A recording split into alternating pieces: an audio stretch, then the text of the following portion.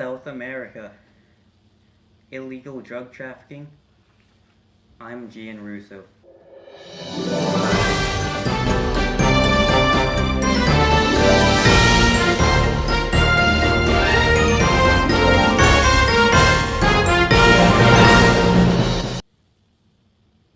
Criminal enterprises and drug cartels make South America the only region in the world where violent crime is rising rather than declining. Guerrilla insurgent groups in South America, such as FARC in Colombia and the Shining Path in Peru, are in large part funded by coca crop cultivation and sale. Colombia, Peru, and Bolivia are the world's main source of cocaine, and Central America and Mexico is the hallway for bringing drugs into the United States, while the Caribbean brings drugs into Europe.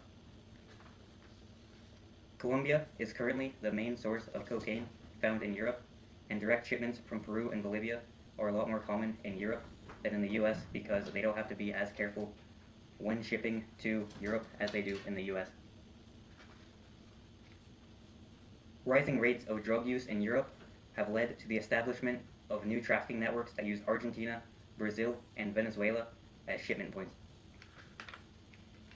In Europe, the importance of Colombia seems to be in decline. In 2002, authorities in Europe reported that 90% of the cocaine seized originated in Colombia. In 2008, that number went down to 65%. Peru and Bolivia seem to be the main countries that source cocaine in many European countries. Cocaine tends to be transported from Colombia to Mexico by sea, and then onwards by land to the United States and Canada. The United States is the largest market for illegal drugs, and South America is geographically the closest source of illegal drugs and the only source of cocaine.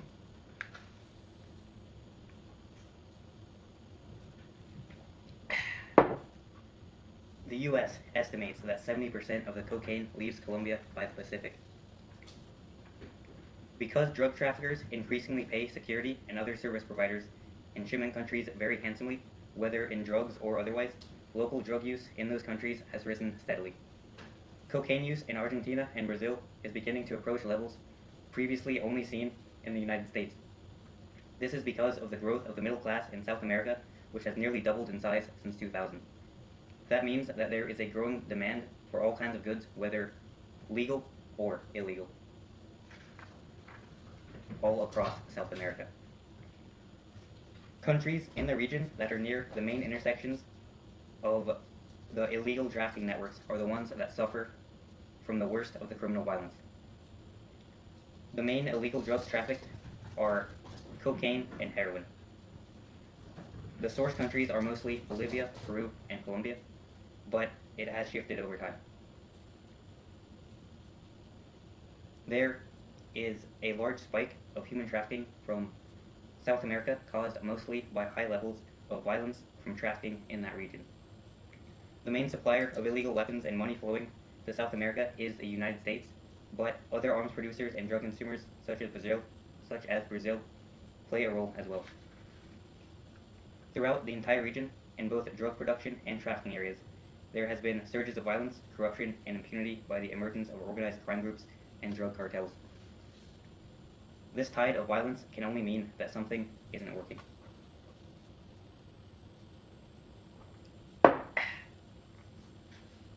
The region is very dangerous for human rights defenders and journalists that want to expose the violence and bring it out in the open, and even more so for politicians that refuse to be corrupted by drug trafficking groups. But most of all, for the countless innocent civilians that get caught in the crossfire between rival gangs. This drug dealing has become a critical part of the gang's criminal economy, and thus a strong source of tension between gangs. So basically, the fight for the corner has become incredibly violent in the past few years. Constant supply and demand for illegal drugs throughout the world can make fighting trafficking networks very difficult, and too many countries have unintentionally made the problem worse rather than better. Law enforcement's attempts to put drug cartels out of business by arresting key figures have not led to the demise of the drug trade, but instead to bloody struggles for control. For example, in the last 10 years, at one time or another, Mexico has arrested the leader of every large drug cartel operating within its borders. But the result, all the cartels did was fragment the 7 or 8 large cartels into over 100 so-called cartelitos, which compete violently for control of markets and territory. All imprisoning those who engage in trafficking does is create a demand signal for another trafficker to step in to supply the market. Misguided and over-militarized counter-drug efforts have succeeded in disrupting criminal markets in the short term, but the result has been sharp increases in violence in Mexico and Central America in the long term.